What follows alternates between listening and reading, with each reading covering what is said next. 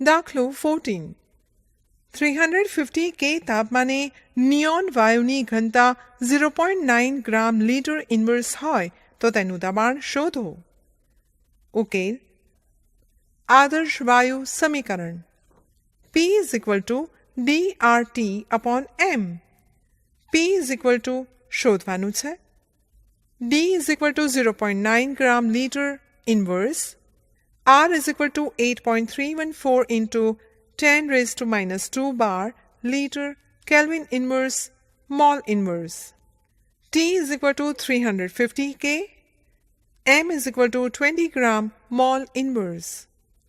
માટે P = 0.9 into 8.314 into 10⁻² into 350/20 is equal to 1.309 bar. માટે neon વાયુનું દબાણ 1.309 બાર થશે.